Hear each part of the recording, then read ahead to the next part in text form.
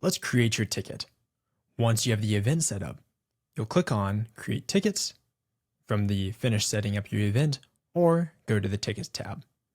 Underneath the Tickets tab, you'll see Ticket Type and Coupon Codes.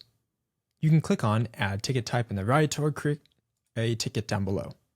Here, you can choose the ticket name. We'll do General. You have two options, Fixed Price and Free.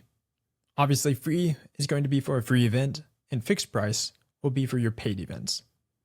Underneath the price, let's put a $5 amount for General, and we'll limit the quantity to 100. The quantity is going to be the total number of tickets that are available underneath this particular ticket name and at this ticket price. You can choose the sale period for this ticket. For example, you may want to have a quantity 100 general ticket at $5 available for the first week of sales, but you may open a new general ticket that is the standard ticket and not early bird for a later date. That may be the situation for your sale period. Below your advanced settings, you can choose a short description for that particular ticket. We'll click on Save Ticket. This will then show up underneath the account. This will be tied to your particular event at the chosen location. It'll also show you the sales start and end date for this ticket. You can always click on the right-hand side to click on Edit, duplicate, or even pause sales and delete that ticket. Let's add one more ticket type. We can either reuse from another event if we have other events inside of our account, or we can click on Create New. Underneath the Create New, we will create a VIP ticket at $25, a quantity of 25, and we can adjust the sale end to a little bit later.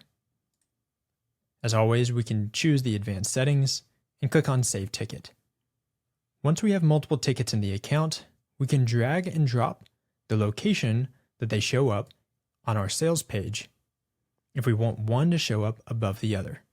As always, in the upper right-hand corner, you can click on Preview, but in order to see the ticket page, you'll need to publish and preview. So make sure you make all of your edits before publishing your page. Underneath tickets, you also have the ability to set up coupon codes. You can use existing coupons or create new ones. These apply underneath the payment section of your account. Click on Add Payment Code. For your coupon, we'll do Early Bird. We can either enter in a coupon name that is memorable or click on Generate. Underneath your coupon types, you can do percentage or fixed. Choose your discount offered and choose the active period for this coupon. Choose the display format. You can limit the total number of times this coupon can be redeemed and limit the tickets that this is applied to. You can also limit the use as once per customer. Click on Create Coupon, and now your coupon is available for early bird with a $3 off discount. You can also see the number of times that it's been used. In this case, we left it as infinite number of uses. On the right-hand side, you can edit or delete.